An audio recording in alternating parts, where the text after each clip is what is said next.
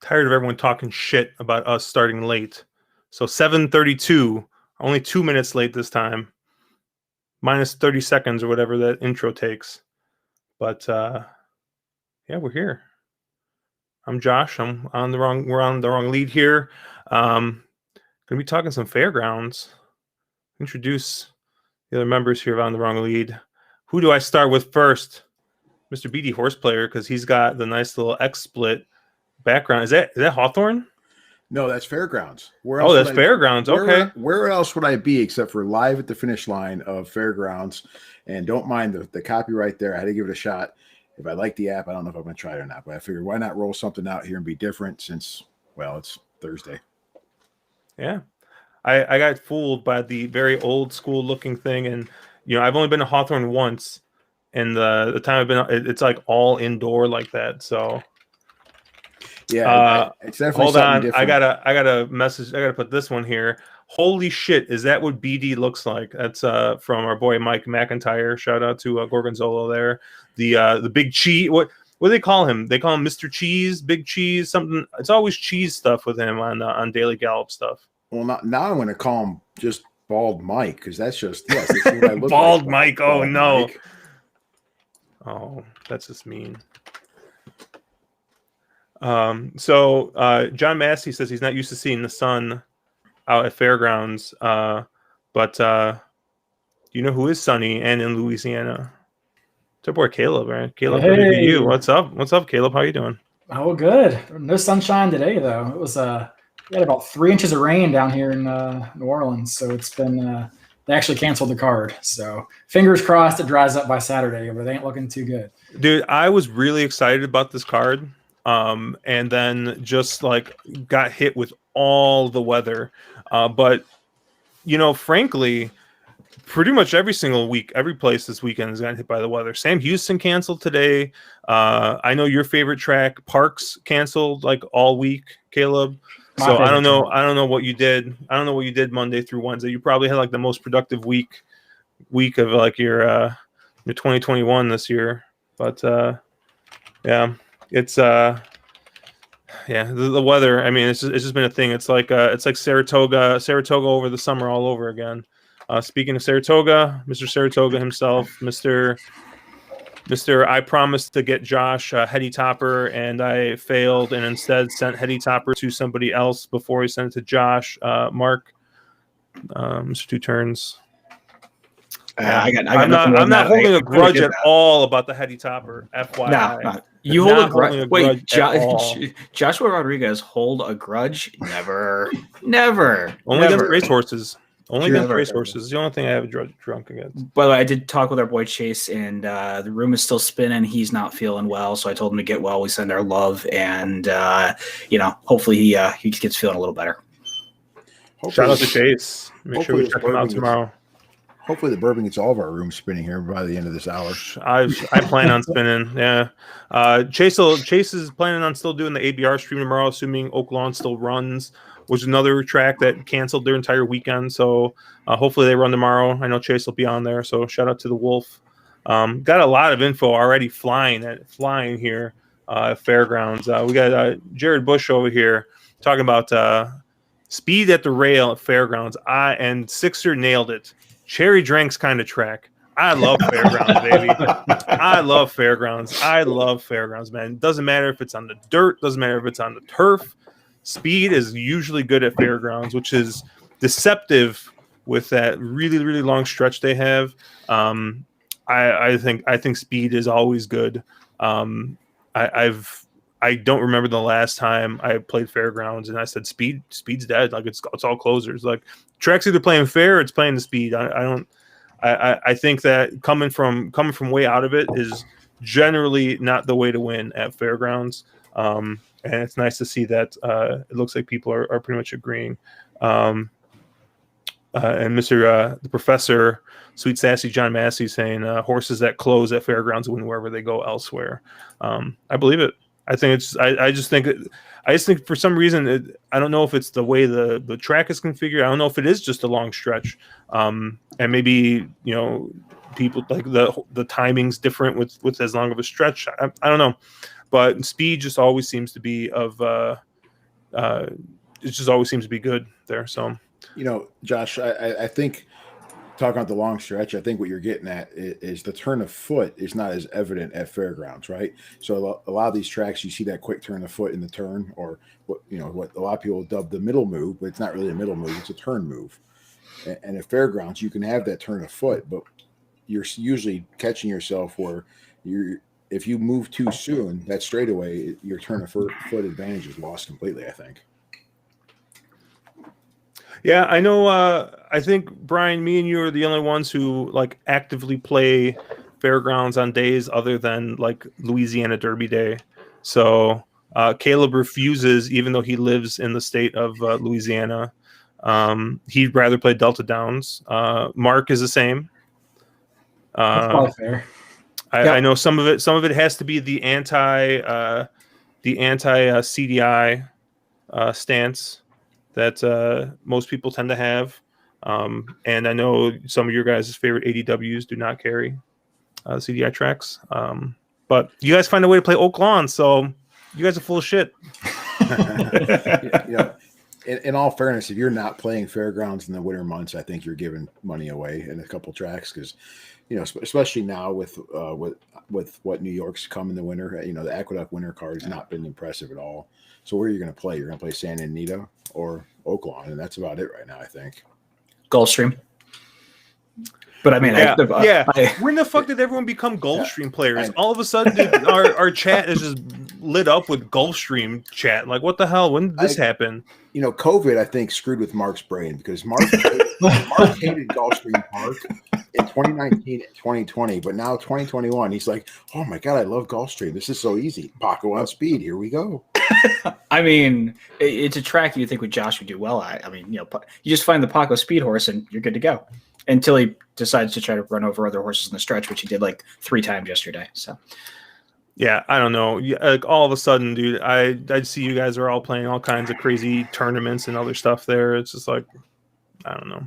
I literally did a podcast where I talked Chase and I just told him, swear to me, Chase, you will not let me have Gulfstream in like the top 5 of my handle tracks this year, because it was my top handle track last year. Apparently, I don't know how that happened, but apparently because it's the only track that was running.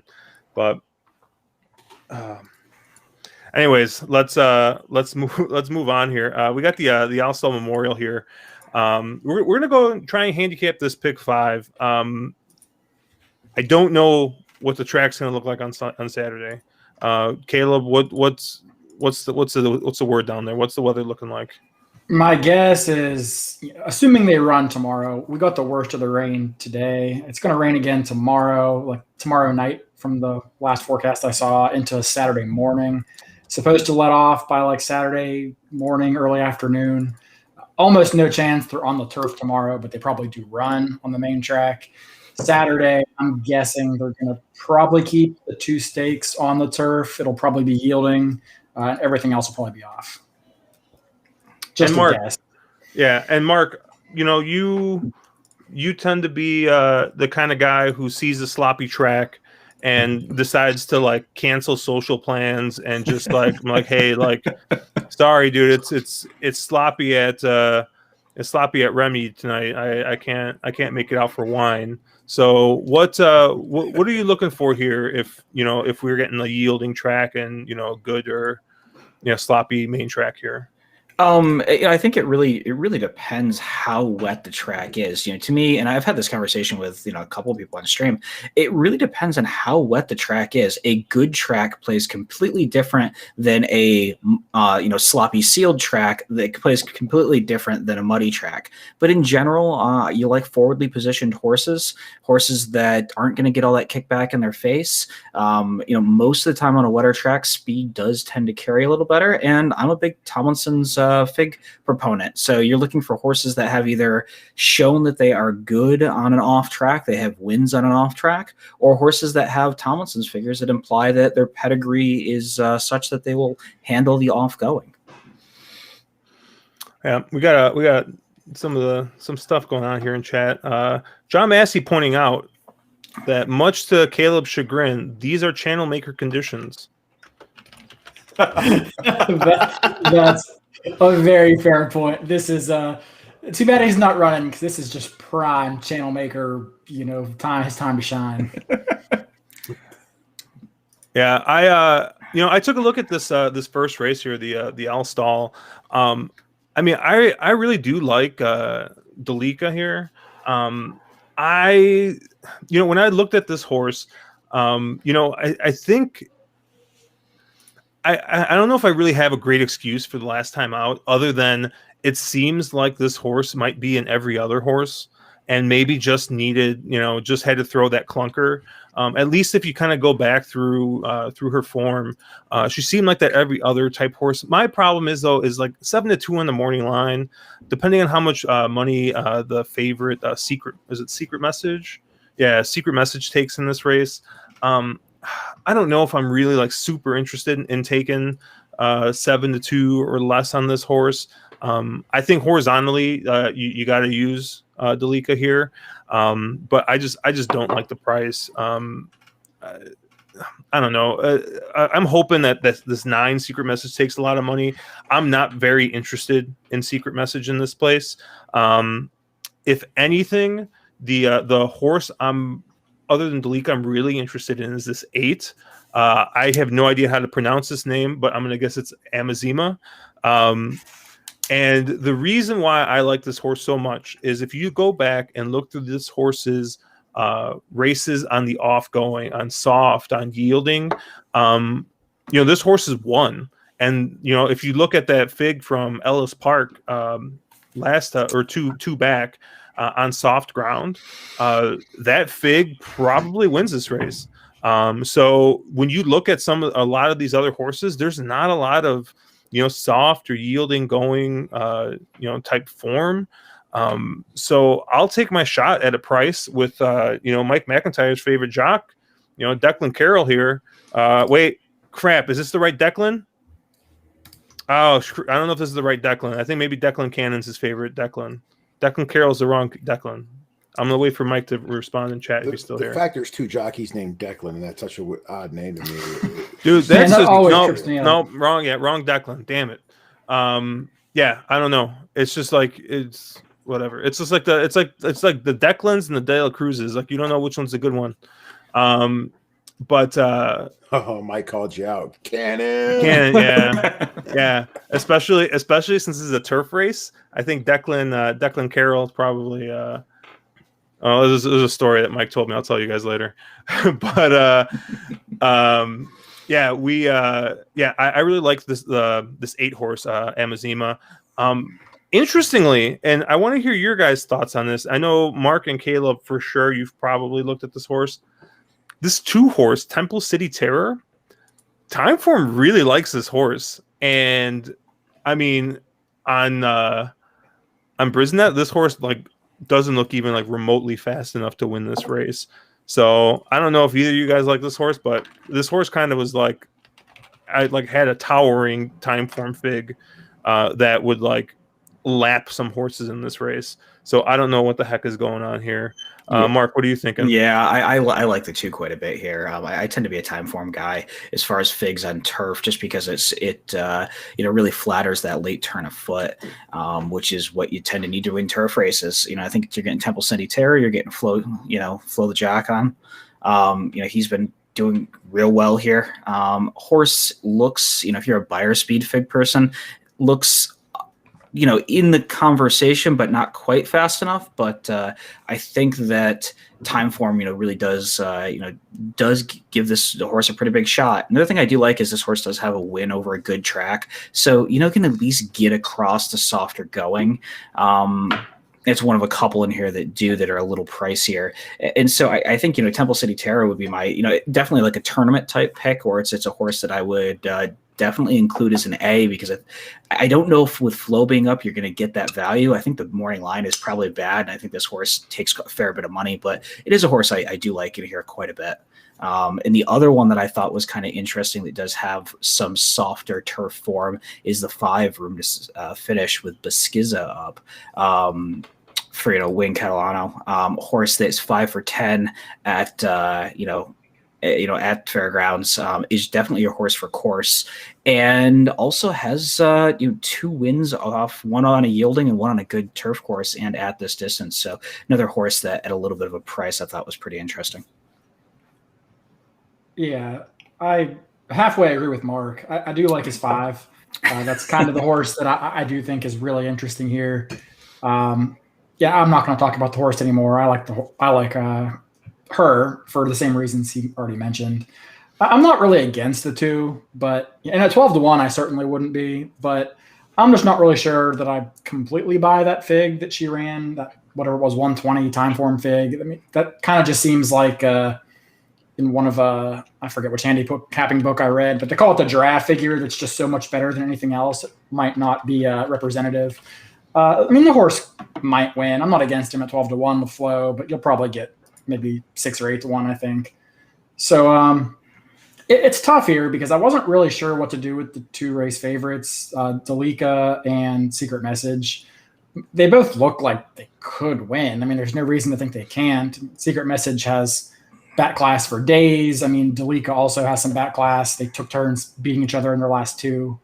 So I wouldn't say that I'm against them, but as the 2 favorites, they don't really excite me much. So I took a bit of a different approach here and landed on the 5 was actually my top pick, but the 10 was the other horse that I thought might be a little bit sneaky here. I think this horse was brought from South America to run on the turf. Clearly that was the intent when they put her in that turf race at Churchill. It got washed off. And she handled the dirt fairly well. I mean, she got second to a pretty decent horse in Lady Kate. So that probably gave the connections enough confidence to take a shot with another dirt race at Saratoga that didn't quite go according to plan. They put her back on the turf, and I mean, that's only listed as an optional claiming 80, but that's actually a really nice race at Saratoga on August 26th. I mean, that was Sweet By and By, Blowout, Clara Peters, Catch a Bid. There's multiple graded stakes winners in that race. And Joy Epifora was she broke a little bit out from the far outside post. She lagged behind the field, and it was a slow pace. Pretty much the horses that were 1-2 ran 1-2 or 2-1 technically. Nobody did much passing. And so I'm not really going to hold that against her. But if you are a time form guy, that fig came back pretty strong. I mean, that fig came back as a 112, which is actually better than both of what Secret Message and Delica ran in their last race. So I think this horse gets completely overlooked based on the kind of smaller connections and the lack of obvious North American turf form. I'm hoping Jimmy Graham, who's always a really nice Fairgrounds rider, gets her in the race a little bit earlier, doesn't keep her so far back, and she could be one I'm interested in at a price. All right. Just so you guys know, Mike McIntyre says that he has not heard the winner yet. So, Brian, hopefully you can please Mr. Cheese over here, the Cheese Man. You know, like the Cheese's Daily Gallop, there hasn't been a lot of winners mentioned yet. However, you know, I'm going to take a little different route here because it's Fairgrounds and it's a big day, and nobody is going to mention the mount that is Brian J. Hernandez Jr. on the 3-horse Past the Plate. Here's my thought process in the race. I think the 7 probably takes the lead. Looks to be in every other kind of racehorse, like you were mentioning. I did like the 2 a little bit until I went back a little further, and I think it's a little odd. I like the moves of Florent here. I just the horse seems to be on and off. You know, I'm looking at my form now, and I've got red on every other race and green on every other race. It seems a little odd. So I'm picturing the 7 out front with the 5 and 9 and a nice stalking trip. And I think Brian Hernandez gets the 3 in a great spot to close here. Looking back in like the August race at Indiana Grand for this 3, that I was there that day. That turf was not yielding. I don't know why they marked it yielding. I think that's a little misleading. And the horse had pace last out at a mile. So this kind of makes sense with what we're doing here. And then Brian stays aboard. I think it should be an interesting race here. And if it melts, that's the closer I want. Yeah, I did like your 3 as well, Brian. That was a horse I had listed as a B. So, but again, I would be fairly deep in here. I think this is a kind of race that you want to spread a little bit and see if this actually does stay on the turf and any scratches stay off. It could shake up the pace situation here, which I had a hard time coming up with how the pace really sets up in here. You had the 7 on the front end, and I didn't see it that way, but you're better at that than I am. I would like the 7 a lot more if she didn't go to the lead. I know she had that one win, wire to wire, but I feel like her better races come from off the pace. I would probably expect the 6 to get the lead here, but I guess we'll see. I don't have much trust in Miguel Mena on a speed horse to be in the right spot, I guess is my concern. The only knock I have on your 10, Caleb, and with Graham aboard, it makes a lot of sense. It just Ignacio is not doing anything this meet, and that kind of concerns me, especially for a horse here that's Churchill Downs, Saratoga, has some nice races under its belt, but just can't get there. And I don't think Ignacio is going to figure it out in this spot. Just seems like a tough spot for this horse. Yeah, I think that's fair. I mean, he's had really a tough year since 2020, and he's not great off the layoff. So, if this horse is 8-1, I'm not that interested, but I think you're probably going to get 25-1, to be honest. So I got a couple comments here from chat. Jared really does like the 2 as a value type play. He likes the 8 as well. It seems like he thinks that Temple City is the winner. And he specifically called out the thoroughgraphs. Caleb, have you looked at the thoroughgraphs at all? I haven't looked at them yet. It's still a little bit early, and I just haven't got around to it. I probably will, but I haven't looked at them yet. See, I have a hard time thinking you get 12-1 on this too. I think you're looking more about 5-1 here. There's no way that this horse goes off double digits. No, not with Drew up. My other issue with it too is it's going to be really, again, like you guys said, a price decided play. But the thing is that I don't know if the 2 really wants to go this far. I mean, I said the horse would be my top pick, and the having those time form figs and that kind of a price makes it sort of a logical top pick, more of a tournament style. But horse is 1 for 9 at the distance. Most of the wins have come at shorter. Seems like a miler that extra 16th seems to be quite hard to get. So I don't know if Temple City Terra wants to go this far. If the track is playing sort of a tiring turf, a tiring turf track that maybe is deep. I don't know how Fairgrounds plays when it gets wet, specifically on the turf. So, I like the horse, but there's always some question marks there. And you're probably going to get more like 7 or 8-1, which is, I would not be there from a price, or value standpoint. Look at I like John Massey. Massey just says that Dalika makes every post a winning one. I think I would love for that to just happen and make this a nice easy race. But you were saying, Brian? Sorry, I cut you off there. Oh no, you're all right.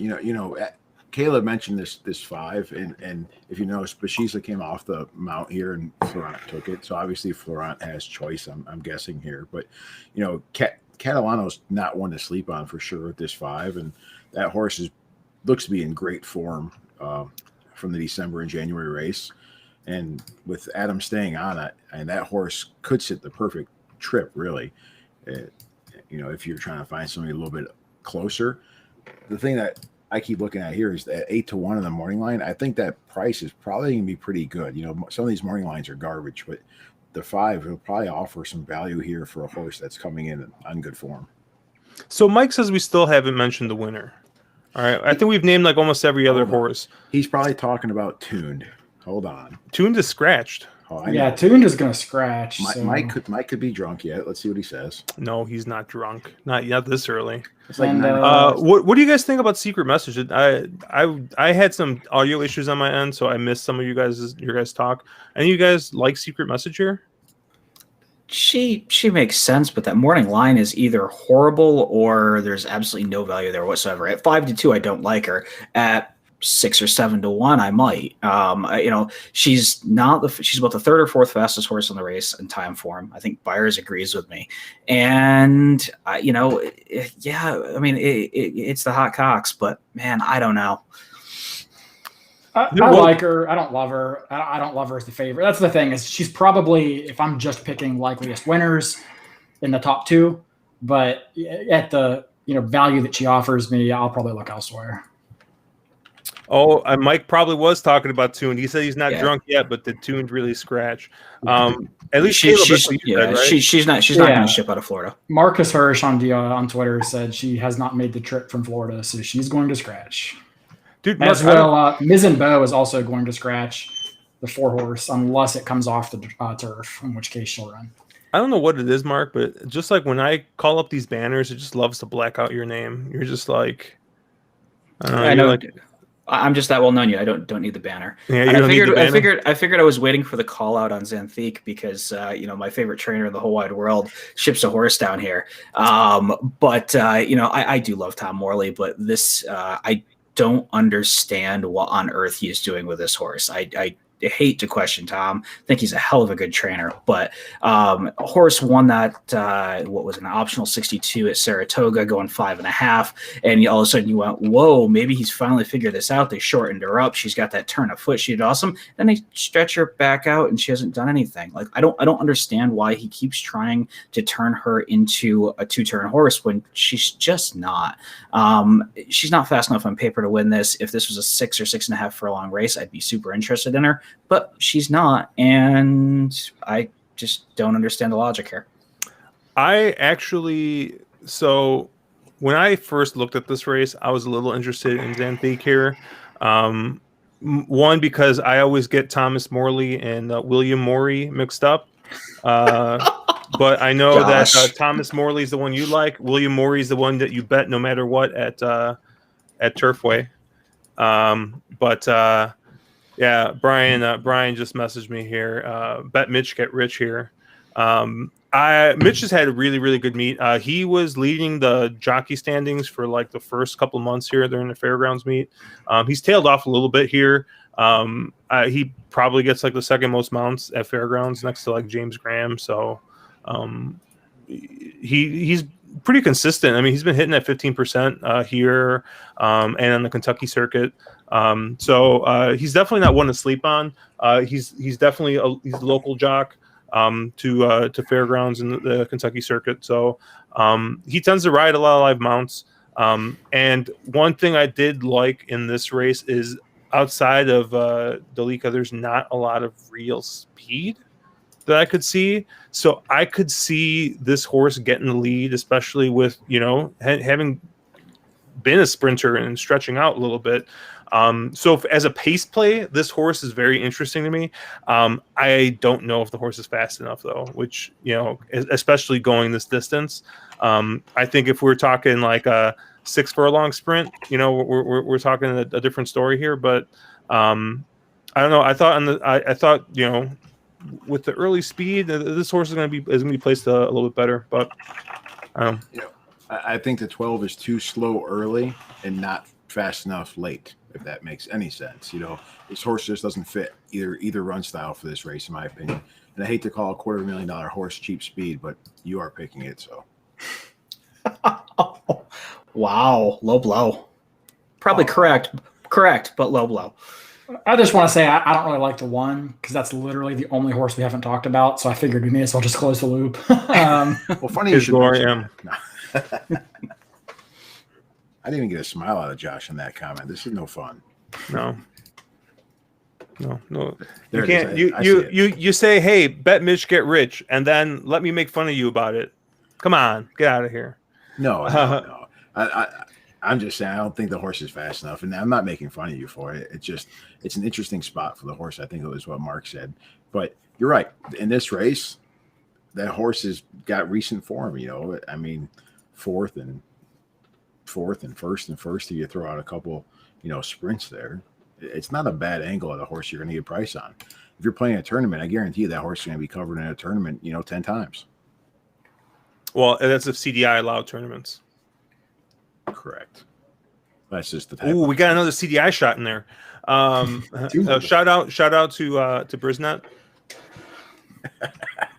Shout out, keep pounding. Shout out, keep pounding. Yeah. Shout out to Chase. Who else are we missing? Rachel. Who else we got? Keep pounding, still Baconators. killing it. You forgot Baconators. Oh, shout out to Baconators, Wendy's, please sponsor us. All right, we're gonna move on to the Mineshaft. Real quick, Mark, you want to get a little close to the camera there? Close to the camera? Yeah, with your Why? that new swag you got there. Oh, you mean this? Yeah, we got a nice new little sweater, available in T-shirt and other stuff. We got the new logo. It's everywhere. So check it out on thewronglead.com. It's on our Threadless store.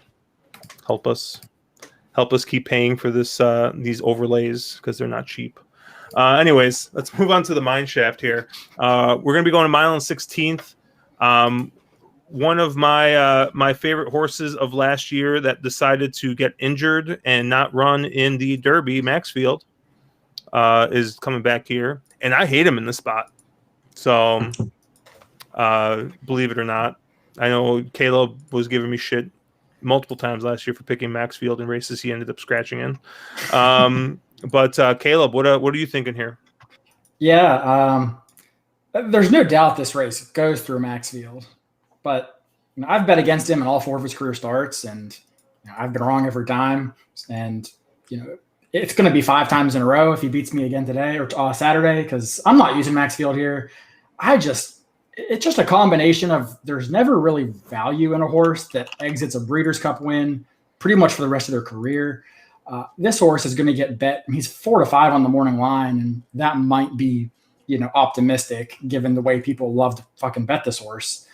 And he's a nice horse, and he very well could win, but he clearly has soundness issues. I mean, he had initial plans to run the Pegasus. He had some kind of an issue pop up yet again. This is kind of the plan B. I never like betting horses that are running in the plan B kind of races. He's good, especially at odds-on favoritism.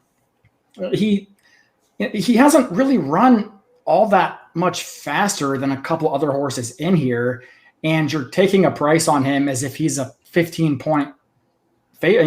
speed point favorite, which he just isn't. So, I mean, he does probably project to get the perfect trip from a pace perspective.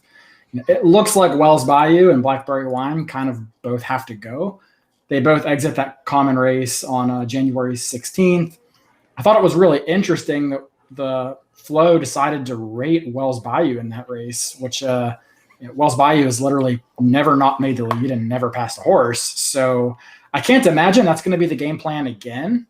So it's hard for me to really endorse either speed horse here without really knowing how that's going to shake out. I imagine they just duel and set a pretty honest pace.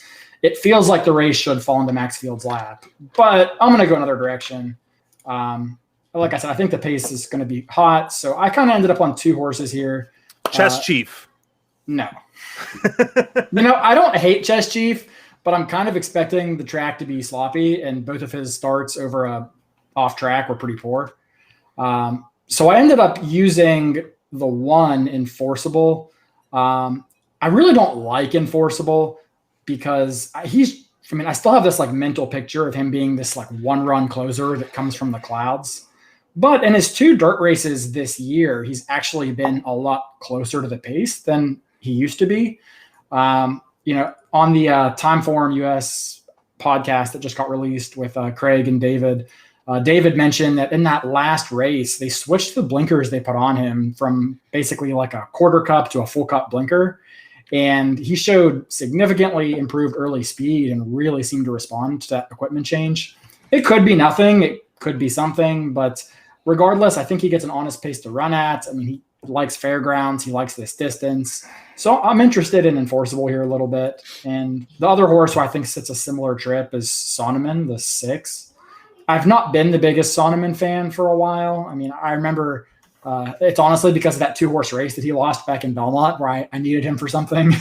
And he literally had to beat one other horse and he just didn't. So I've been kind of against him since then. But if you go back and watch the Tenacious, which is the common race a lot of these horses have, that race was a slow pace where there was some cheap speed on the front end. Maxfield sat just off and took over.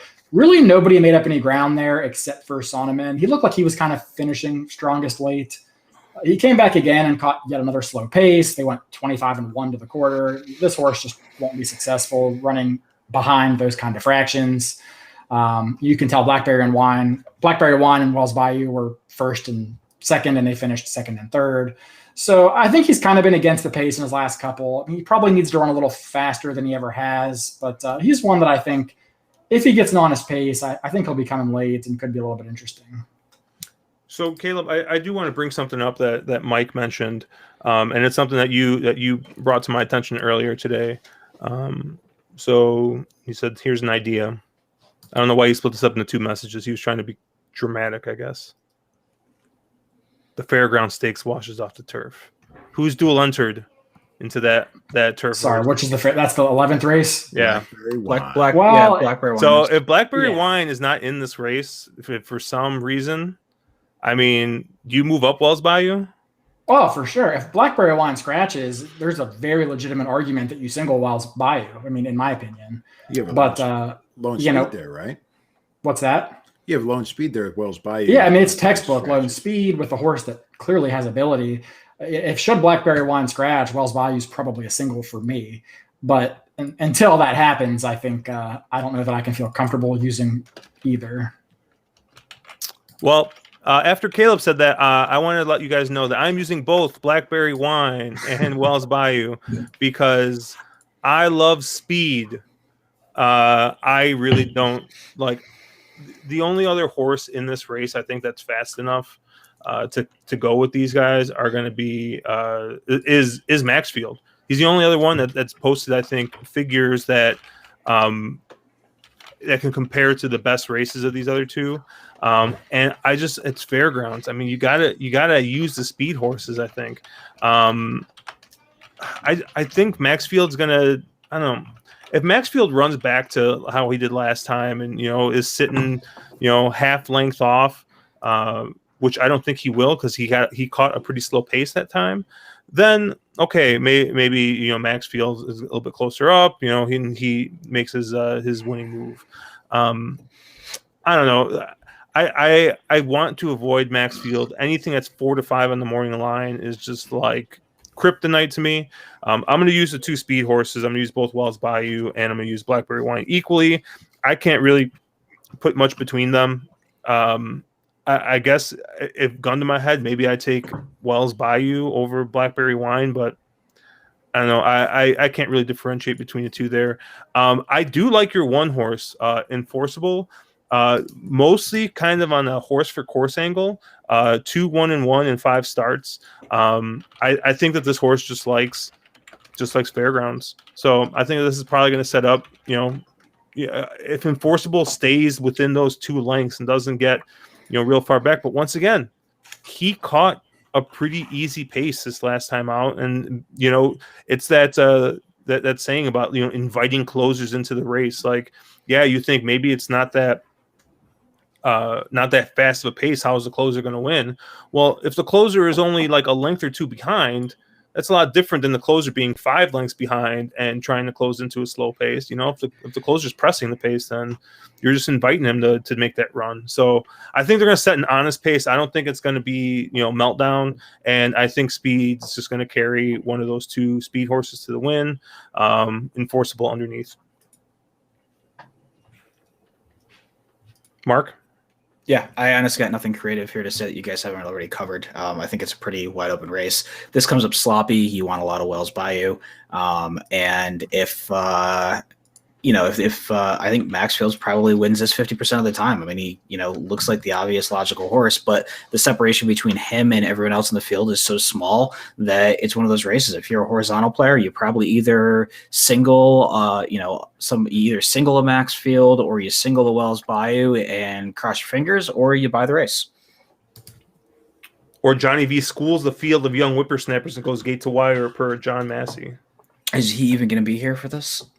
Because one of his other mounts didn't ship in, so I wonder if he even takes a trip now, and then I would imagine somebody else gets that.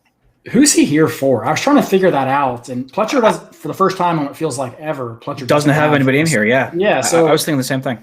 Who's he here for, or is he coming? I guess. Well, I mean, he had a horse in the turf race before as well. The horse that's scratching out, he was on that one. So he's got a Grand Motion horse next race too that is pretty live. I think he's going to be there. That's Danceteria. I think he's going to be there for that one. Okay. It's all right, dude. Merle doesn't got a mount, dude. Put him on Wells Bayou. Let's go. Who'd you like here, Brian? I'm going to go opposite you guys. I liked the 7 originally. I wrote down 7 speed. If the track's fair and not tiring, I think the 7 could go wire to wire. However, you guys all liking it and whatnot.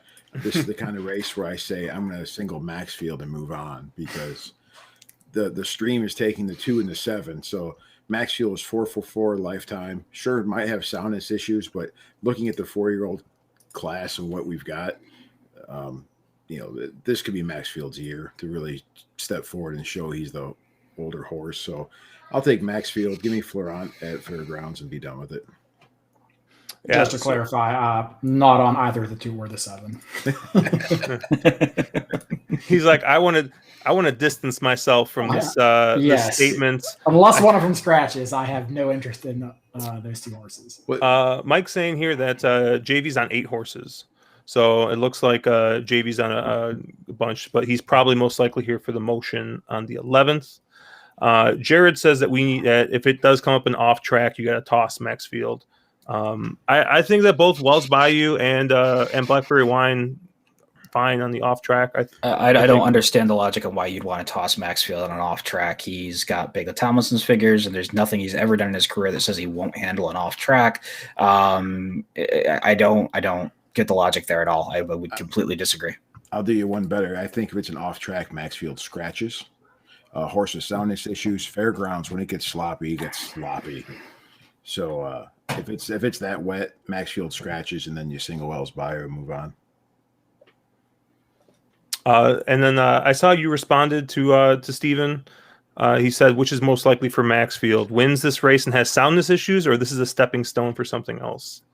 Yes. Yes. This is probably the plan was a stepping stone, but ultimately he might win this race and then pull up like 16 inches after the wire and get vanned off and be gone for a year. Who's what's the big older race on Derby Day? The dirt route race. Why am I drawing a blank right now? I can't. Shit, I forgot. Mike probably knows. Mike's gonna know, and he's gonna fucking yell at me. They usually start the pick 5 with it, don't they? No, he'll figure it out. He'll come up with it, or John Massey or Mike. One of those 2 guys are gonna know because they know all these freaking races. You got the Pat. I want to say that no, it's not the LA Shiba. Isn't that for fillies? Yeah, That's for fillies. Yeah, one of those guys know.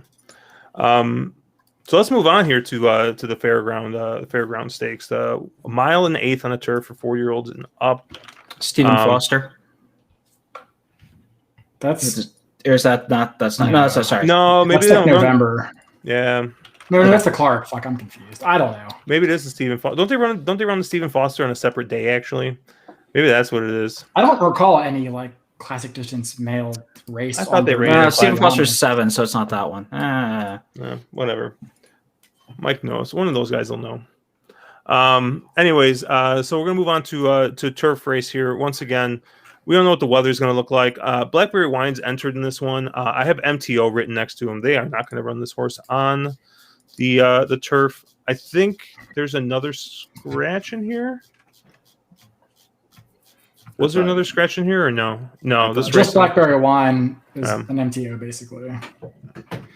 Although I did hear that I heard Captivating Moon's connections are also considering scratching in favor of running him in a sprint. So take that for what it's worth. Captivating Moon in a sprint would be a first.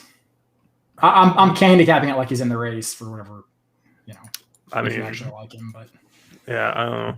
Yeah, and like I said, I'm leaning towards, like I said, like a yielding or soft turf. I assume that they're going to run the 2 turf races no matter what. But Brian, why don't you go first here? What are you thinking? So I cap this as though nobody scratches out and it's on a turf. So obviously you've got no Blackberry Wine there.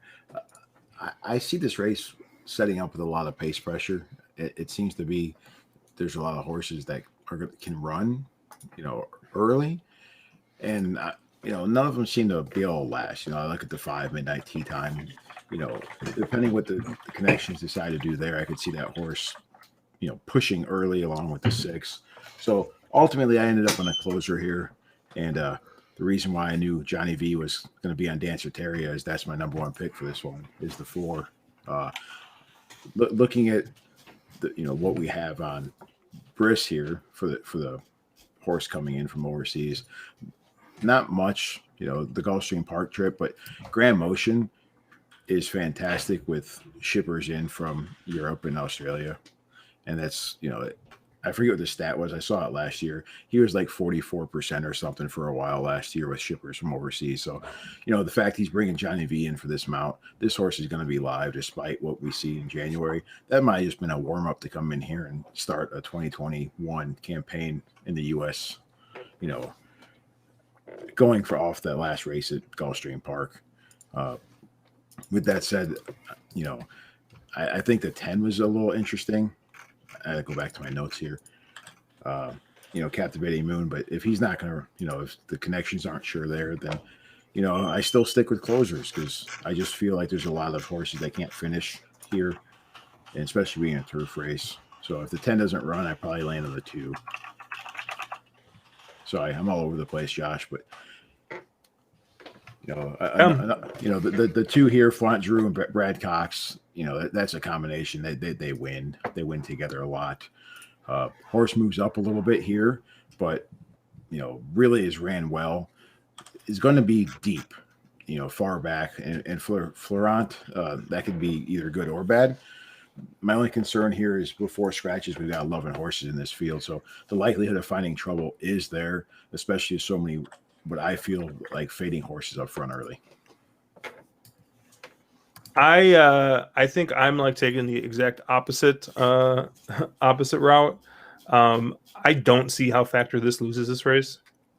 I just think that this horse is like much the best in the spot, and I think I don't know. I have a hard time seeing how the horse loses here. Horse's speed at the speed. I don't think that any of the other like speed pressure horses here, like Spectacular Gem or like Logical Myth, I don't think either of them are fast enough to keep up with Factor This. Brad Cox is winning at 25%,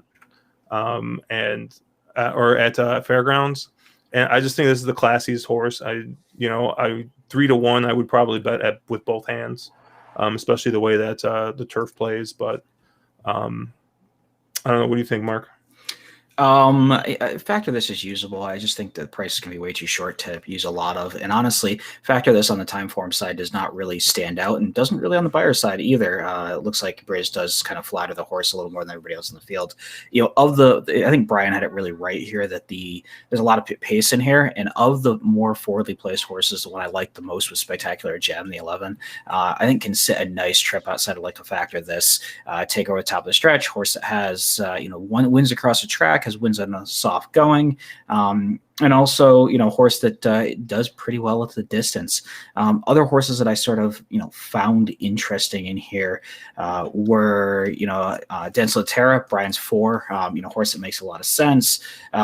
Pedigrees there, all sorts of back class. The figs off that it probably needed one in the States, and probably takes a step forward off from that optional 75 now that Graham's had a chance to figure this one out. And the other horse that I found a bit interesting that nobody's mentioned yet is the 6, Logical Myth. Beskiza up for Joe Sharp. Horse that's 5 of 6 across the Fairgrounds track. I love me a horse for course. Knows this one can handle the track and really seems to love to hit the board. So I think Logical Myth in here makes quite a bit of sense as well. And those were the 3 I had on top. There's a request for you, Caleb. What's the request? It's from Steven. Love Midnight Tea Time. Oh, Midnight Tea Time. No. I needed that horse at Kentucky Downs for all the marbles. And he broke my heart to some maker horse. Ramsey Solution, that's who it was. And this horse loves to hit the board. But to use him on top, I don't think I can go there. Look, I'm just saying it's your own fault for betting against a horse named after the Ramseys at Kentucky Downs. That's probably trained by Maker Award. Like that's your own fault. It's probably Kitten's Joy too. So it's just like yeah, but I was getting going against you. I was getting 15-1 on Midnight Tea Time. He loses by like a length. Ugh. Anyway, I guess, well, before I get into sort of like my picks, I have to ask, like, Mark, I know you're the biggest time form guy. I thought for sure you would be all over the 2 based on those last 2 races, but you didn't really talk about him. You just think, like, my take was that he's a synthetic specialist and can't translate that to the turf, but is that why you didn't like him? Yeah. I mean, if you look at the turf races, those turf races are not nearly as fast as some of the other in the field. Yeah, the 2 synthetics are, but again, I want a horse that's done it across the surface we're running on today. Okay. I mean, that was kind of the same take I had. I mean, if you actually get that 10-1, like I still could be interested. Oh yeah, horse is super usable. Agreed. Oof, Yeah. There's some bad lines in these races. If Blackberry Wine scratches, I think Factor This is a single. I see the same. I see the race setting up the same way as Josh. This horse has some, speed figures from earlier on in 2020 that just would beat this field by a furlong. I mean, some of his turf classic at Churchill, the dinner party at Pimlico. I mean, arguably 2 of his 3 best races came over yielding or soft turf. So, I mean, there's no question for me about the distance. There's no question about the turf conditions. My big question for him is his last 2 races kind of sucked, and you're not going to get 3-1. Even if Blackberry Wine stays in, you're not going to get 3-1. And if Blackberry Wine scratches, you're probably looking at even money, 6-5. It's going to be short. So the question I have is, are those last 2 races bad because he didn't get the lead? It was some questionable rides from Jose and Florent. I mean, granted, it's tough to make the lead ahead of Luis Saez on Halliday, which he had to try to do in both of those races, especially from the parking lot draw that he had in both of those races. But, you don't want to make excuses for a short price. So I'm trying to decide if this horse is kind of going off form here, or if he's just been against the racing flow in his last 2 and is still a pretty, fit horse and about to run a big race here. I'm probably going to give him one more shot, assuming Blackberry Wine scratches. I don't think Spectacular Gem is fast enough to contest the lead, and I don't think Spectacular Gem can come from off the pace and win. So I struggle to see a pace set up to where that horse kind of wins here. He's been beaten by Factor This a couple times already. I don't want to take a long spiel into pitching for a horse that I think is going to be a very short price. But I think Factor This is very, very much usable. And I do like Mark's other horse he mentioned, Logical Myth. I think he kind of tripped out a little bit in his last 2, which may make him look a little better than he is. But it's hard to argue with 5 wins and 6 starts at Fairgrounds. He just loves running here. I don't love the price, but he's probably the other horse that I'd be most interested in. Hey, let me ask you a question here about Factor This. Obviously, the horse is getting a bit of relief here, right, from the Breeders' Cup Mile and the Fort Lauderdale. So both hands. So it gets some relief here, but for a Cox horse to look for relief is a little odd sometimes. Is this horse, Caleb said perfect, is he going off form, or are they looking for somewhere to try and win easy? And I don't want to call this race an easy win because I didn't pick this horse, but it seems like they're searching for a spot for a horse that might have been starting to go off form. It'd be interesting to see what Factor This shows up. If this horse was really live, wouldn't Flo be on this one? Sean Bridgman is ran like all the biggest figures except for the dinner party on this horse. But Flo is Brad Cox's go-to Fairgrounds jock. Yep, yes he is. So doesn't Flo go here if this is the horse, or if this is the Cox horse? And Flo's ridden this horse twice before, once to victory, and that was at the dinner party. So it's interesting that Flo stays on the 2, which is the other Brad Cox. So I don't know. That horse seems to be on better form. Sure, it's at Turfway Turfway, but it's just one of those things that just stuck out to me for where Flo's at. I don't know. Getting a speed horse out of the gate, I think Bridgman's probably better than Flo. So yeah, I did not like the ride Flo put on this horse in the Breeders' Cup Mile. I mean, this is a horse that clearly needs the lead, and to elect to rate behind Halliday, we kind of saw what happened there. So yeah, I'm fine with Bridgman. He gets the horse. He's a competent enough jock. I mean, maybe Flo thinks the 2's better, but I'm not sure that that's going to make a big impact in my decision. I guess to me, it's not like it'd be different if Cox went with somebody who had never ridden a horse before instead of Flo. But going back to Bridgman, I don't know. Bridgman rides for Cox a ton down in the circuit, so I'm not. That doesn't really concern me. To channel my inner ITP here, my feelings for this horse is you either have to single it or play to beat it, right? You can't go 3 deep in this race with including factor this, can you? That's why both hands. Josh is committed. I would agree with you, Brian. I think he's kind of the horse that, assuming Blackberry One does scratch, he's going to be a prohibitive favorite. But I really think it depends more on Maxfield than Factor This. Maxfield's going to be the shortest price in the sequence. Right. I don't know that I'm using Maxfield with Factor This with the big Cox filly in the next race, but neither here nor there. I will say that your 4, I kind of just like glanced over the 4. I wasn't like super. I didn't look very closely at the 4, but I think that you probably will see a move forward second time. Right? Is the second time Lasix? Second time Lasix, second time under motion. He's had some more time with the horse. The second start of a form cycle, there was a bit of a layoff from the move out of Randwick. So yeah, I would expect that the 4 to move forward here. If you just look at how the horse finished, it could be off-putting, but there were some very tough races there, and this horse has some big class behind it. I mean, he couldn't do it at Mooney Valley though. Didn't win the Cox Plate. Finished like 14th. Mike is formulating an idea. He said, "Here's an idea again." So he's going to give us a dramatic pause. But let's take a look at chat again here real quick. Is he talking about this race? I see Stephen Fox. That's wrong. There we go. Stephen Fox says 2 horse wins with concrete bricks being thrown in his face. Is that this race he's talking about? Yes. Well, remember the whole scandal that came out, how Turfway's surface has chunks of concrete? That's right. I thought he meant that. That's not as funny if I have to explain the joke, Josh. Yeah, that's a good point. That's like the 3rd joke in a row that we've had to explain to Josh. He's not drunk enough yet. No, I'm not.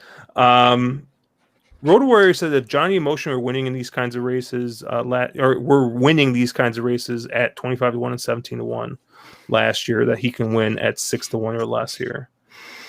I definitely like Johnny V Motion with a Euro shipper is usually a use for me. I just like I said, I just really like Factor This in the spot. So, so Josh, you realize Australia is not in Europe, right? Whatever. Shippers to the U.S. Geography lesson. Yeah, shippers to the U.S. Man, that's not good. Next thing you know, he's going to tell me how to pronounce horses, and then this is going to be the fucking end of it. Mike says Cox wanted this race for Factor This, and Motion gave him a shit burger to eat. And it looks like like Jared saying the Motion second time starters winning at 24%. Is that what you're seeing, Mark, on Formulator? I don't have a second time UA North America starter, but that wouldn't surprise me. He's a trainer. They normally needs a start in the States to sort of figure him out. I remember last year there was some horse I liked at Saratoga, and he was less than 10% first time North America. So I know he's one that kind of takes a little while to figure him out. And just like the last, I don't know why Sweet Sassy John Massey wants to put this evil on everybody, but he says Brian Hernandez Jr. to screw everyone here on Artie's rumor, despite not really thinking that he's got a chance. So, the meme pick, that never comes in and just fucks all your tickets. Thanks, John Massey. That's another closer here, right? So, in my approach of taking closers, Artie's rumors one to look at because he's going to be there, and Maker's going to have the horse ready. All right, let's move on here. We got the Grade 2 Rachel Alexandra, mile and 16th for fillies and mares, 3-year-olds. I'm guessing this gives Oaks points. It does. I don't like. I wish look at if anyone from Brisnet out there is watching, just be consistent. All right, if you're gonna list like that, these races are for points and not for points, just put it on there.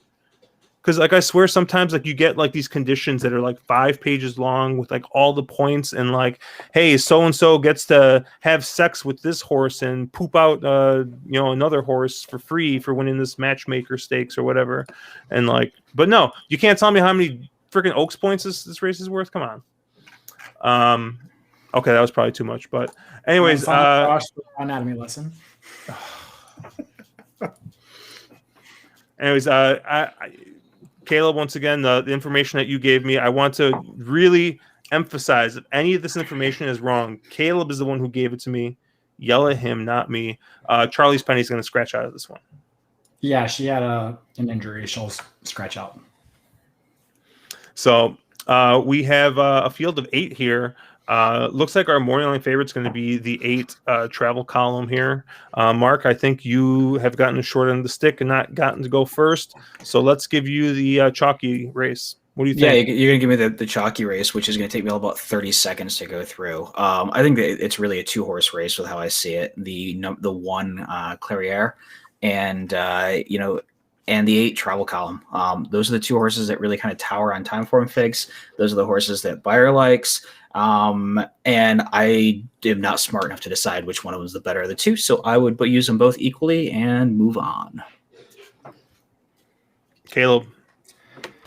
Yeah, this race is kind of boring. I'm going to take a stand. I don't want to use – if the 1-horse Clairiere had any chance of beating travel column, it would have been last race. If you watch the replay – Travel Column did not have a good trip. She was in traffic. She was stuck in a blanket of horses. She had to pull up and alter wide, and she still beat Clairiere in that race pretty comfortably going away.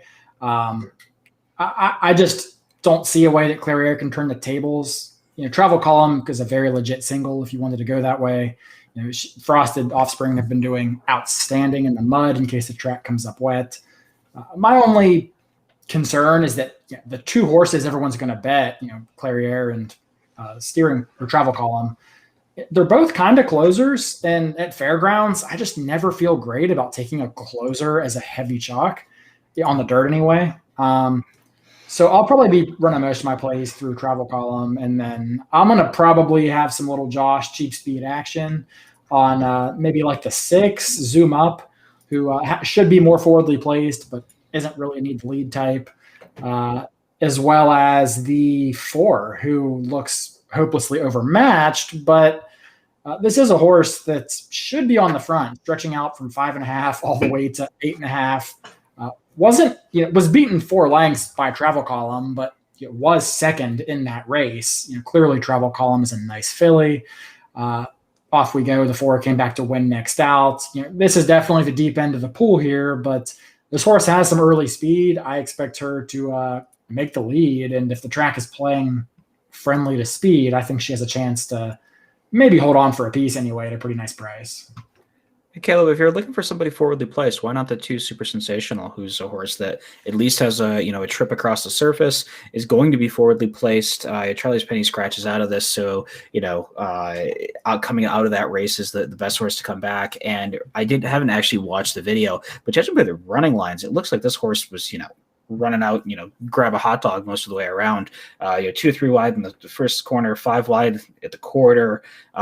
Seemed to have a fairly brutal trip, and then didn't lose by a ton. I realized that the faster figures came at Woodbine, but Cassie seems to know where to place them, and another horse that should be able to handle the off going. If you're Live Oak horse, if you're looking for forwardly placed, doesn't that one make the cut? I wouldn't fault anyone for looking at that horse. I really think if you go past the 1 and the 8, you could make a valid argument for anyone in this field. I just don't think the 2 is fast enough on the dirt. Woodbine it's different racing than it is in America. It's typically much slower paces. I get what the fractional times are, but the run ups and it's a lot different up there. I just haven't really seen that form translate all that well. I really wasn't a big Charlie's Penny's fan before I even knew she scratched in here. I just think the Silver Bullet Day was a really weak race. This horse was 50 to 1 in that race. I'm sorry, that was a 3. This horse was 9 to 5 in that race, and kind of didn't get the job done. I don't want to bet Declan Cannon. That's a big part of it too. But I wouldn't talk anyone off the horse. but I just don't see her being Declan Carroll, wrong Declan. It doesn't matter. He doesn't want to bet anyone named Declan. 0 Declans. I have a no Declan policy. Brian, what are you thinking? You know, I wrote this down that the 1 and 8 are interchangeable. You know, I think the 1's interesting, but to be a little bit different because somebody's got to be different here. Caleb mentioned the 6, and maybe I'm biased because I'm a Midwest guy, but Tom Amos, I've said it before, he places his horses really well. And the fact that he's on the 2, he's got Declan Carroll, just for Mike. Yeah, per Mike Carroll, and it does matter. And I said, I'm sorry, I said the 2. I meant the 4 though. I was talking about the Tom Amos horse. I screwed up. You know, Tom's got Mitch Morrell on the 4. He's only ran for him twice in the last 60 days. And you go down to the 6, and Tom's got Graham on there, and they've won 29% of their mounts together in the last 60 days. That horse is probably as live as Tom's going to send into a race like this. So the fact that the 1 and 8 both prefer an off-the-pace style, if the track is favoring speed, if it gets a little sloppy, the 6 is going to be close, is going to have a ton of value here because of the 1 and the 8. And it's somebody that I can't overlook. So I'm not saying that would be my pick or a single or anything crazy like that, but I do think that the 6 is very live in this spot. So we haven't mentioned that yet, and we haven't mentioned it enough today. But bet Mitch, get rich.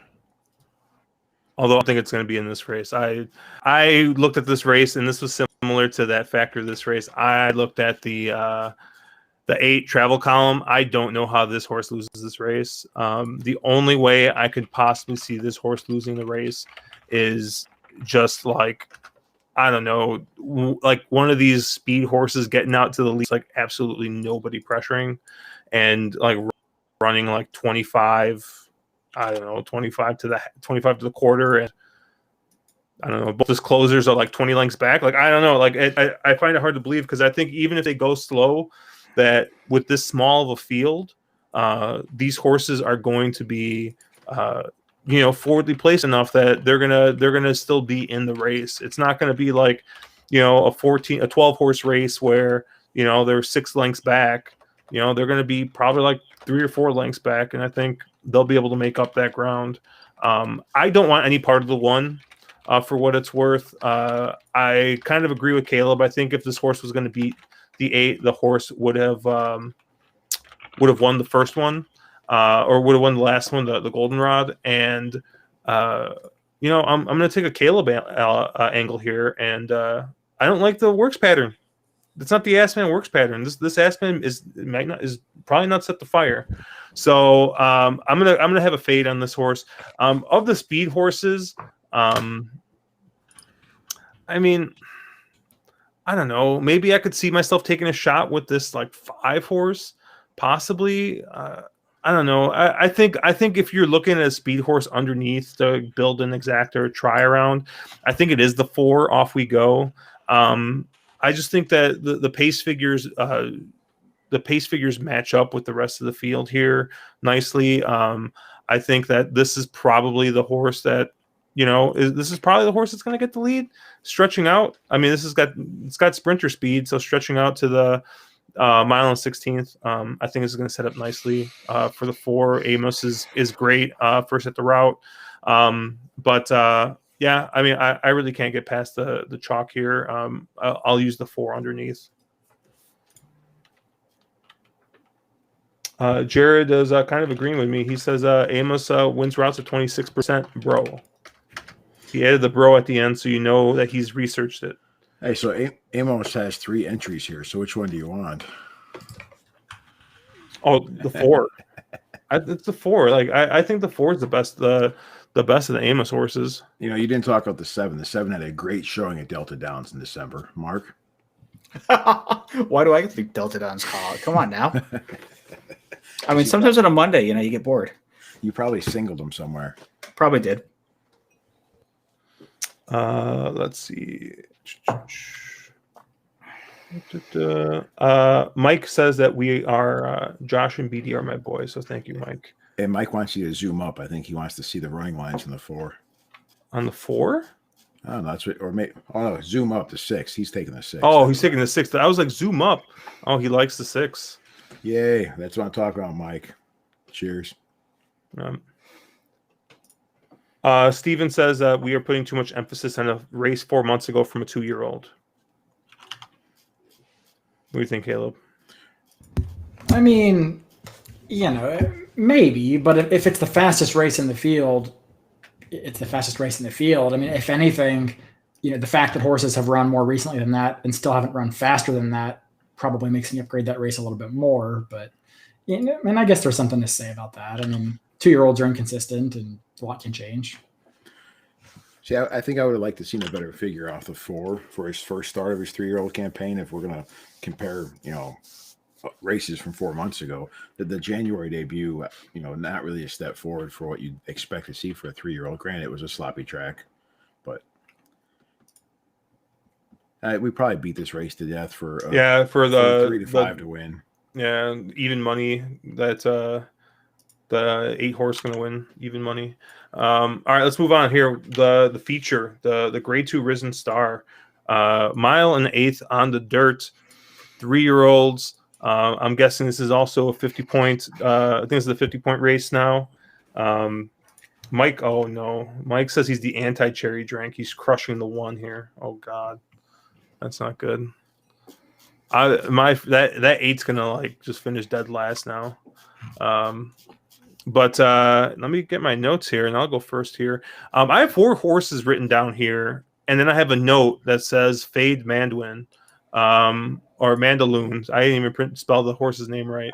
I am not interested in this 11. I mean, the Lecomte was an easier race than this, wasn't it? And this horse didn't, finish 3rd. And I don't know. I was listening to the Pace Cast, and I heard after the Lecomte, and they were saying that, oh, that's the horse you want out of this race. I'm like, I don't know. I didn't see it. I didn't think it was that impressive. I think the figure. I was actually kind of surprised at how big the figure was from that race. But I'm not really interested in Manduin.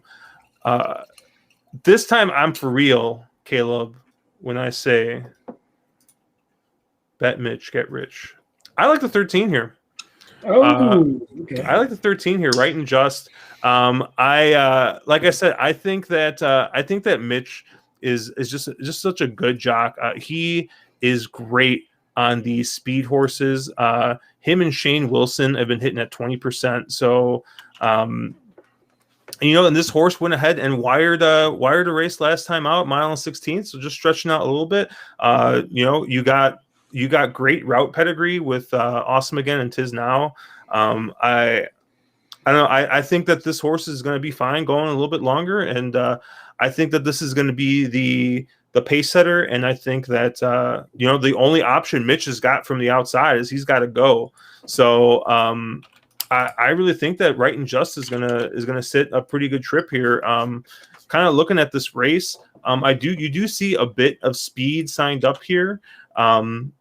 But of the speed horses, I think that Right and Just is the one I'm going to want. Right and Just seems to have just much better speed than the rest of these horses, even with some of these E7, E6 types and big speed figures.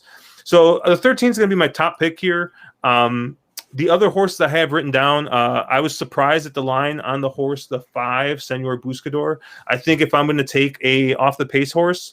If this does melt down, Senor Buscador is going to be the horse I want. I see 6-1 on the line here. I don't think we get that. I think that this is probably the best 3-year-old not from any of the major circuits. So kind of interested to see how this horse, runs first time outside of Oklahoma. But if that last race is to be believed, I mean, he, sat off and just friggin' exploded and won by 5 3/4 there.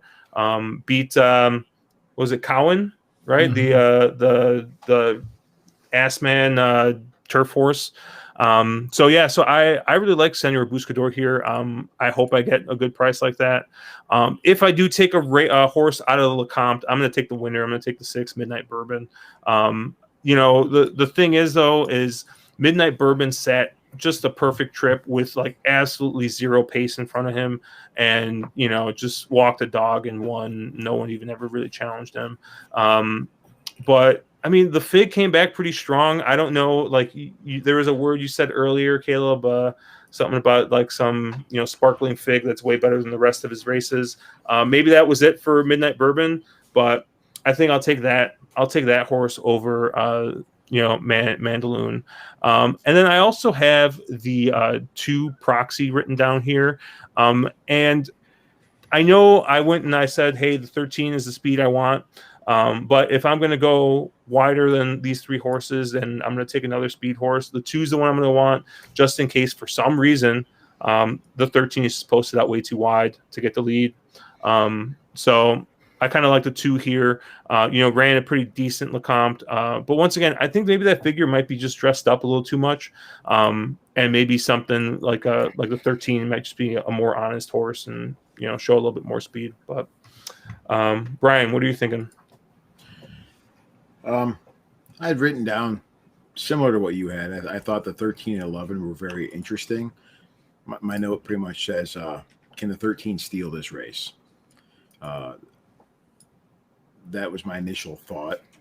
After listening to your justification, I'm going to change my swing around here because I didn't think about the outside post there, and there's a lot of speed inside, and I had spaced out capping this first go round, so that's a good point by you. I like Midnight Bourbon. I thought Midnight Bourbon. I know the Lecomte was probably mediocre at best, but looking at what you see here. What are you looking at? This is like the Lecomte Stakes Part 2 plus some claimers. And I say that, making fun of Senor Buscador, who, ran the Springboard Mile and won, obviously. It's just, I don't know, the Remington Park angle, I never really liked it. And I know in the Midwest circuit, it doesn't mean much. But to me, it just, I don't know. I'll let the horse beat me, I think. It probably, 9-1. I think Midnight Bourbon, looking back here, makes a lot of sense. I think excuse me, the first debut, the first race of the 3-year-old campaign, the horse improved, and that's what you want to see. You want to see steady improvement. Asmussen keeps Talamo aboard. They're swinging back here in a month, and the first workout after that last race was 9 days after the race. I'm sorry. So and they brought him right back. The horse is going to be in top form, and I think is just going to outclass this field. I'd love to talk about this race more. It's just outside of the 11 and 13 trying to steal it. I think the 6 is able to sit probably right behind the 11, but has proven can get out front and go if that's what they plan to do. So jockey and trainer intentions here will be interesting on the 6, but I think I'm going to stick with the 6 and hope to get like 3-1 here. I'm gonna run through chat real quick because there was a lot of activity there. It looks like shout out to Keep Pounding, the Low Sal Whisperer, taking the crown away from Mark. He's saying that Mandaloon should get a better pace setup here. I think that Mandaloon will get more pace to run into. I don't know. I don't want to pay a short price to find out. But I know the way that Keep Pounding plays, I'm sure that Mandaloon will be on his tickets. Mike says he wants to talk about Defeater first. Defeater scratched first. So then this. That is interesting. The fact that they're scratching out to run in an allowance race. Obviously, they're changing plans with the horse, I guess. I mean, it's a kind of an odd situation to scratch out here to run in an allowance, right? Caleb, this is probably more your wheelhouse. What you take of the scratch? I think it's just connections being realistic more than anything. I mean, the horse he won a 6 furlong maiden race at Fairgrounds. Go into a 1.125 in the Risen Star. I mean, that's the deep end of the pool here. I I'm just not sure he'd be ready for this kind of race. Pedigree suggests, Union Rags can go far, but the dam side is definitely more speed oriented versus stamina. So I think they're probably taking a more wait and see approach, try him in an allowance. And if he handles 2 turns in the allowance, maybe you look at a race like the Louisiana Derby or something if you think he's legit. But it's probably for the best thing for the horse to not run him here. John Massey has just been agreeing with me way too much today. This is probably the most he's ever agreed with me, but he's saying the Senor Buscador was so impressive in that Remy race. That was visually impressive. So I thought it looked great, but it's also Remy to Fairgrounds. So Caleb, what are you thinking here? So I had 2 horses here that I liked. All the logicals are probably the horses that exit the Lecomte, and I just thought that was a terrible race. I have no idea how you can separate Midnight Bourbon from Mandaloon from Proxy. I mean, Midnight Bourbon got caught a break when all the other speed horses scratched, and he got a loose lead. He was uncontested. He set some slow fractions and was able to hold on, but he didn't really finish that race very strong. I'm not really, you could argue maybe he needed to start off the layoff. I get that, but that's not really the kind of performance that I'd want to bet him back at, having to go an extra 16th of a mile today. Mandaloon's probably going to be your favorite, and okay, maybe he was a little bit pace compromised. Blinkers go on, but this is not a horse I want at a short price at all. I mean, if he was half the horse he's billed to be, he should have won that race. I'd probably go with Proxy out of all of them just because of the price, and you're going from Mitch Murrill to John Velasquez. But even he, I mean, I don't particularly love this horse. I have a hard time separating anybody out of the Lecomte. If I was going to take one horse out of the Lecomte, it would probably be the 10, Santa Cruiser. I don't think this horse can win necessarily, but in a race where the 1, 2, 3 horse at the first call ran first, second, and third, this horse got completely shut off at the start, broke 15 lengths last, and made a nice run to pass a few horses and never really got in contention, but at least showed some ability. It's not a horse that I think can win, but I do think that's a horse that I would use in the bottom of my trifecta maybe at a nice price. But we're talking about horses that can win, so there's really only 2 horses I liked here. I think Josh or somebody already mentioned the 5, Senor Buscador. That horse had a monster time form fig last out. I don't believe the fig at all, but even if it's 6 or 8 points too fast, it still puts him as fast or roughly as fast as anybody else in this race. And that's the kind of thing that the fig probably isn't that far off. Visually, like we talked about, super impressive. My biggest knock against him is that I don't know how that Remington form is going to translate over to Fairgrounds.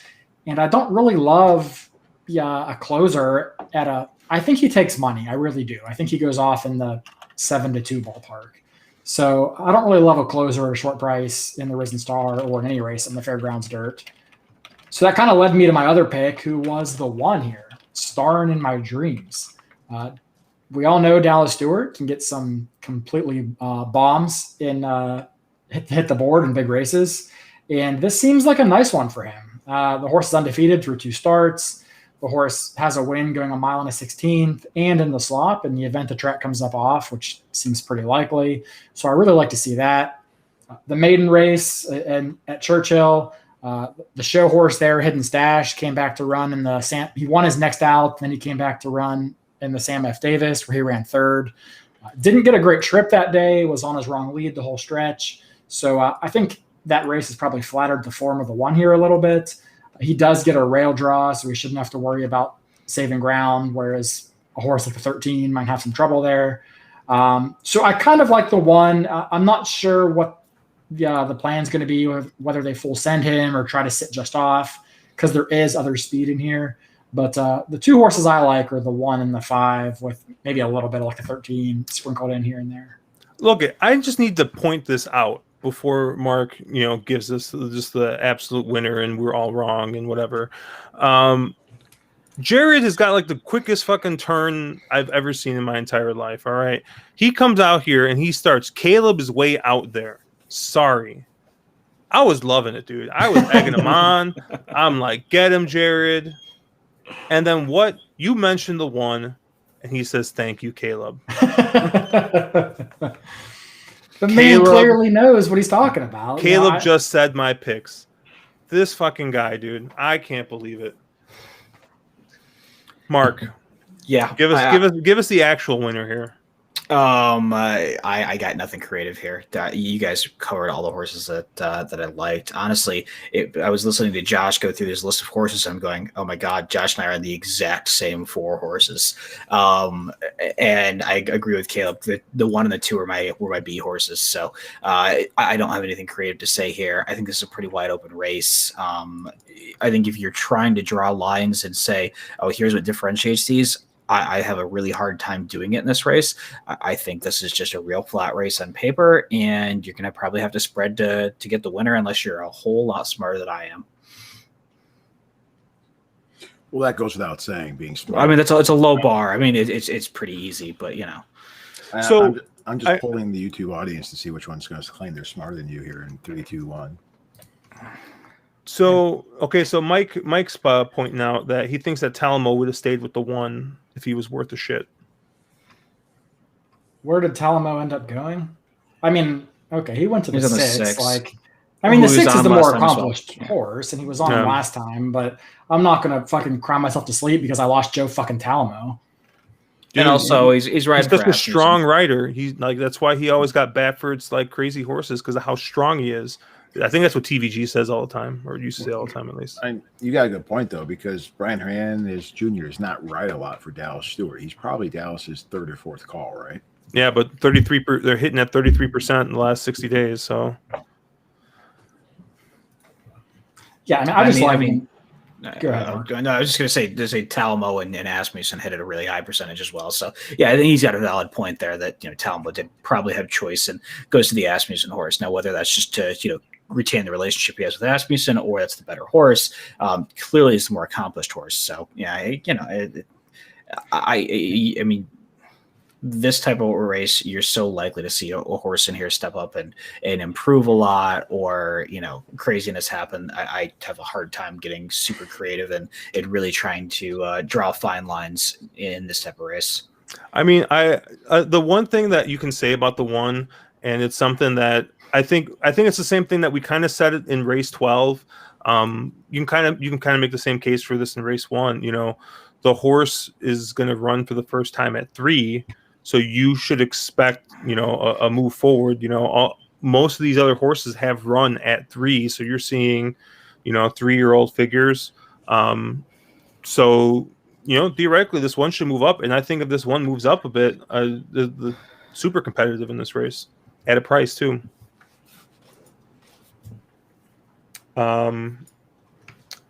All right, well, let's. I guess that's kind of do it for the races. So I'm gonna take a look at the chat one last time. Stephen Fox asked a good question here. He says, "What race has the faster time? The Mineshaft with Maxfield, or the Mineshaft with Maxfield, or the Rachel Alexandra?"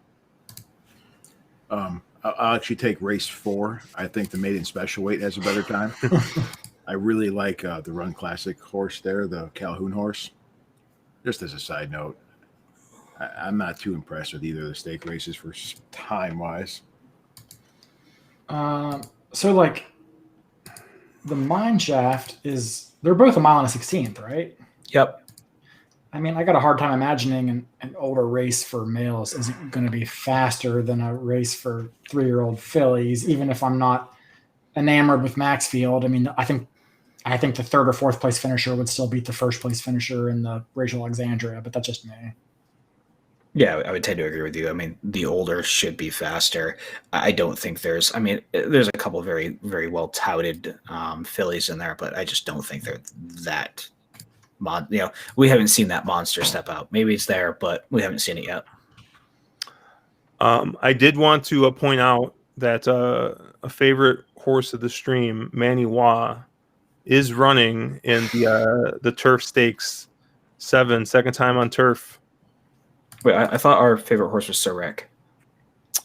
Chase isn't here to defend himself, but yeah, Sir Rick and Manny Wah both. And Flapjack. Oh, How about Shout out to Jakarta? Chase. Do we forget about Jakarta? No, we did not forget about Jakarta. I sent you the screenshot earlier today where I saw 4 letters, and I'm like, yeah, I know what horse this is.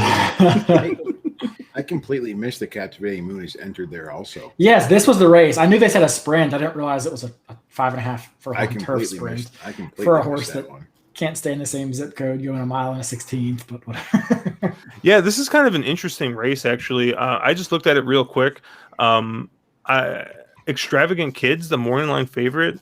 And sorry, you guys are hearing my scroll wheels. I'm scrolling like mad.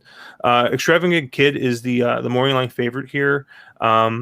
And has some big figs, but I mean hasn't won since May of last year. So I don't know if this is just as Mark likes to say, a horse who doesn't like to get its picture taken, or if it's just finally getting some class relief and maybe just like runs off the screen here. I mean I'm not sure, but I mean if you're betting speed, I don't think it's Extravagant Kid in this race. I think Just Might turned aside.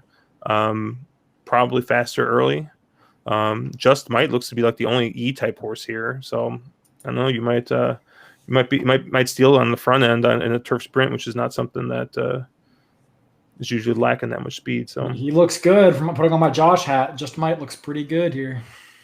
KP says Just Might is so due. So I don't know, but. Yeah, I think that's going to do it for us. Just want to give you guys one last reminder, to check out Chase tomorrow. Shout out to the Wolf. Hopefully he's feeling better. I know he's had a rough couple weeks. We didn't get a chance to record a podcast this week, but I'm going to try and get one out sometime this week. So shout out to Chase. Check him out on ABR tomorrow. This weekend, I think we decided we're with all the cancellations, we're not going to try to do it. But I think we have an idea for a live stream, hopefully in the next couple weeks. So hopefully we'll have more details next week. But we'll be covering some Saturday racing and kind of doing kind of going back to one of our little contest kind of things that we've done in the past. Yeah, we'll have more info for you guys next week, probably next weekend. And one last shout out from Keep Pounding. Mark's new sweatshirt is Fly. So once again, check that out on thewronglead.com. You can visit our Threadless store there. We have a bunch of shirts and stuff like that. But yeah, we will.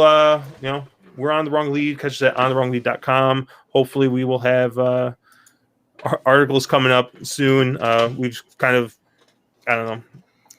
I've been busy working on a bunch of the graphic stuff, as you can see. Brian is busy messing around with Wolf of Oaklawn backgrounds.